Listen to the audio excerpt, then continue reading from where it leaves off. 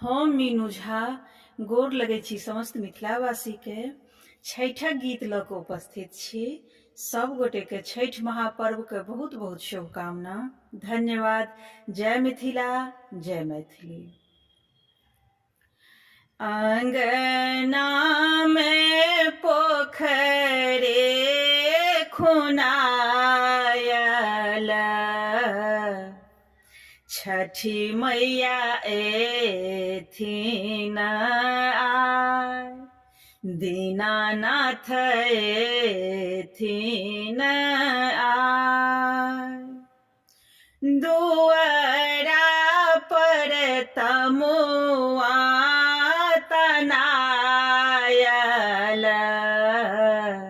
छठी मैया एथिन आय, दीनानाथ एथिन आय। अचरा सगलिया बहारल, छठी मैया एथिन आय, दीनानाथ एथिन आय। केरवा के आनब डाला भरे, तै पर पियरे ओढ़ब, छठी मैया एथिन आय। हाथी पर कलशा बैसायब, तै पर दिया जगमगाय, छठी मैया एथिन आय, दीनानाथ एथिन आय। हम मीनू झा गोर लगै छी समस्त मिथिलावासी के एकटा छठिक गीत लऽ कऽ उपस्थित छी। संग दऽ रहल अछि श्रीमती ललिता झा। धन्यवाद। जय मिथिला, जय मैथिली। अपन तजै छहो भैया देश रे विदेश बा, अपन तजै छहो भैया देश रे विदेश बा, हमरो ललबिह भैया गहुमा सनेस बा, हमरो ललबिह भैया गहुमा सनेस बा। आबि गेलै हो भैया छठी सन बरतिया, गहुमा त छै गे बहिन बड़ रे महग बा, गहुमा त छै गे बहिन बड़ रे महग बा, छोड़े दहिन गे बहिन छठी सन बरतिया, छोड़े दहिन गे बहिन छठी सन बरतिया। दीनानाथ देलखिन हो भैया भाई रे भतीजबा, दीनानाथ देलखिन भैया भाई रे भतीजबा, हम कोना छोड़बै हो भैया छठी सन बरतिया। ससुरा में देलखिन हो भैया सासु ससुरबा, आओ रोज देलखिन भैया सीख भर सिंदूरबा, आओ रोज देलखिन भैया सीख भर सिंदूरबा। हंसैत कनैत रहे कोखी के बलकबा,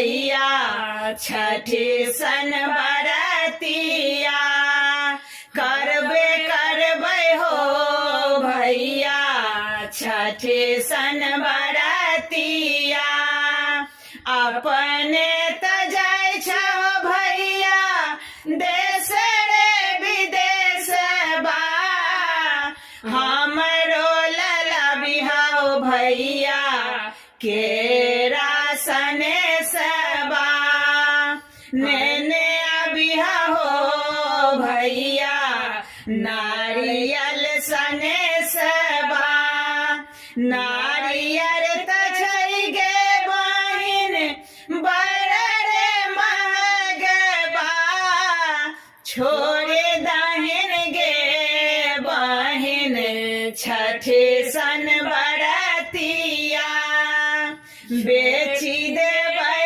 हो भैया हाथ के कंगनमा कीनी लेबै हो भैया नारियल के रेबा कइये लेबै हो भैया छठी सन बरतिया। हम मीनू झा गोर लगै छी समस्त मिथिलावासी के एकटा छठिक गीत लऽ कऽ उपस्थित छी। छठि महापर्व के सब गोटे के बहुत बहुत शुभकामना। धन्यवाद। जय मिथिला, जय मैथिली।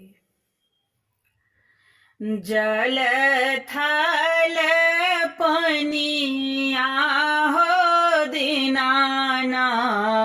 दीनानाथ पवन तीन ठार पवन तीन ठार उगहक उगहक हो दीनानाथ